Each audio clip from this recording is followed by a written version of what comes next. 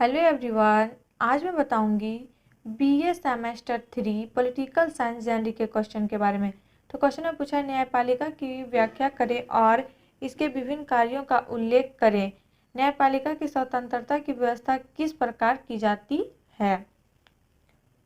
कानूनों की व्याख्या करने और कानूनों के उल्लंघन करने वाले व्यक्तियों को दंडित करने वाली संस्थागत व्यवस्था को साधारणतः न्यायालय या न्यायपालिका कहा जाता है। इसी कारण न्यायपालिका शासन का एक विशिष्ट अंग है जिसे कानून का पालन कराने के लिए विशेष अधिकार प्राप्त रहते हैं। लॉस्की के अनुसार एक राज्य की न्यायपालिका को अधिकारियों को ऐसे समूह के रूप में परिभाषित किया जा सकता है जिनका कार्य राज्य के किसी कानून विशेष के उल्लंघन या तोड़ने संबंधी विवादों की शिकायत की सुनवाई करना और फैसला करना है। जो विवाद विभिन्न लोगों में आपस में या नागरिकों और राज्य के बीच उत्पन्न होता है। इस प्रकार न्यायपालिका न्याय प्रक्रिया की संरचनात्मक व्यवस्था है। हैमिल्टन, पीटर मार्क आदि ने भी न्यायपालिका को इसी तरह परिभाषित किया है। न्यायपालिका के कार्य। सामान्यतः न्यायपालिका के कार्य विभिन्न प्रकार की राजनीतिक व्यवस्थाओं में भिन्न भिन्न प्रकार के होते हैं।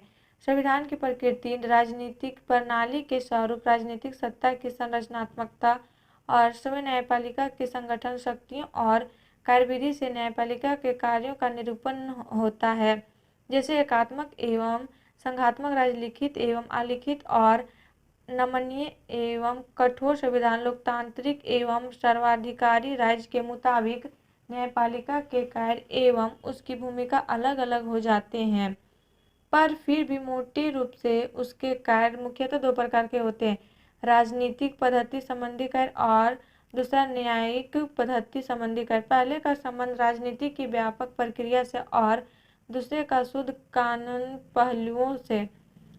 राजनीतिक पद्धति संबंधी कार्य। पहले न्यायिक समीक्षा और संविधान की व्याख्या। जिन राजनीतिक पद्धति में न्यायपालिका के अधिकार क्षेत्र में ऐसे अधिकार सौंपे गए हो, जैसे अमेरिका या भारत में, वह न्यायिक समीक्षा एवं संविधान की व्याख्या करने का अधिकार न्यायपालिका को प्राप्त है। इस आधार पर देश के किसी भाग या देश का ही कोई कानून यदि संविधान की व्यवस्था के विरुद्ध होगा तो न्यायपालिका उसे असंवैधानिक घोषित कर देता है। जर्मनी में भी संघीय संवैधानिक न्यायालय को इस प्रकार का अधिकार दिया गया। ब्रिटेन में भी दूसरे प्रकार से न्यायिक समीक्षा की व्यवस्था है। वैसे ब्रिटेन में संसद की सत्ता सर्वोच्च है, पर वहाँ की न्यायपालिका केवल इस आधार पर कानूनों का परीक्षण करती है कि कानून निर्माताओं के मंतव्य पर विचार कर उसकी व्याख्या की जा सके।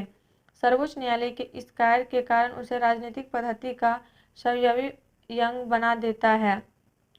दूसरा, राजनीतिक व्यवस्था में पृथक पृथक संस्थाओं के बीच विवादों पर निर्णय देना। इस आधार पर अधिसंघात्मक शासन व्यवस्था में संघीभूत इकाइयों के बीच अथवा उनका केंद्रीय राज्य के बीच विवाद हो, अथवा कार्यपालिका एवं व्यवस्थापिका एवं न्यायपालिका, जैसा उत्तर प्रदेश में विधानसभा के स्पीकर एवं उच्च न्यायालय के बीच का विवाद के बीच अधिकार क्षेत्र संबंधी विवाद हो, तो सर्वोच्च न्यायालय की अंतिम रूप में फैसला देती है। एलन बाल के अनुसार सभी संवैधानिक न्यायालय का महत्वपूर्ण कार्य विभिन्न राजनीतिक संस्थाओं के बीच उत्पन्न होने वाले विवादों को निपटाना होता है, चाहे विवाद संघीय या प्रांतीय सरकारों के बीच हो अथवा कार्यपालिका और विधानमंडलों के बीच हो।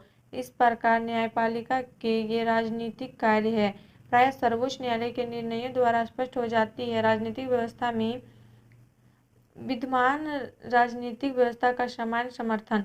यह प्रवृत्ति केंद्रीकरण की प्रवृत्ति संघात्मक व्यवस्था में संघ राज्य की शक्तियों की वृद्धि, जैसे अमेरिका या भारत में, इसी का परिणाम है।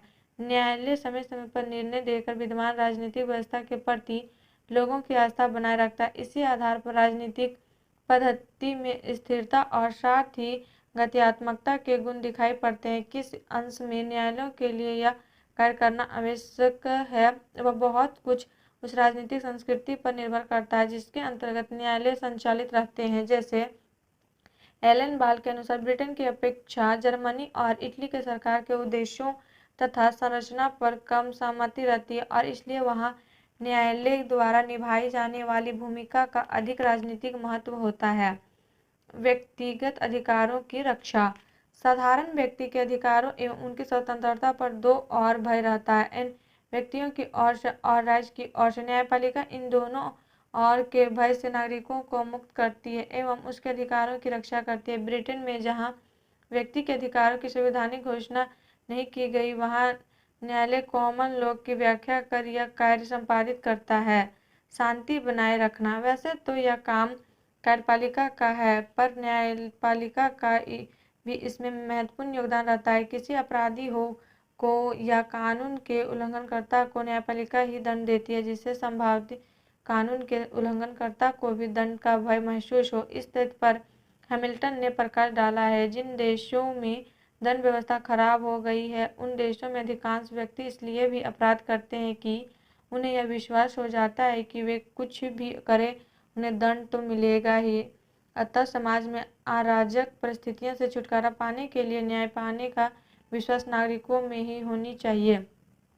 न्यायिक पद्धति संबंधी कार्य। साधारण शब्दों में न्यायिक प्रक्रिया कानूनी झगड़ों के लिए स्थापित संरचनात्मक व्यवस्थाओं के अंतर्गत परीक्षण करने की विधि है।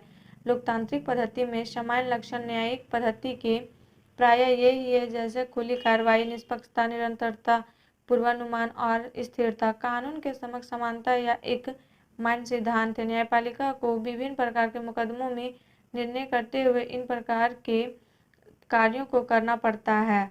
न्यायिक विधि का निर्माण, प्रक्रियात्मक नियम निर्माण, प्रशासकीय नियमों का पुनर्विलोकन, संविधान की सुरक्षा और संरचना, निषेधात्मक आदेश जारी करना, कार्यपालिका को कानूनी प्रश्नों पर परामर्श देना, न्यायालय के आंतरिक प्रशासन की व्यवस्था करना, पूर्व निर्णयों का पुनर्विलोकन करना, न्यायपालिका की स्वतंत्रता एवं निष्पक्षता।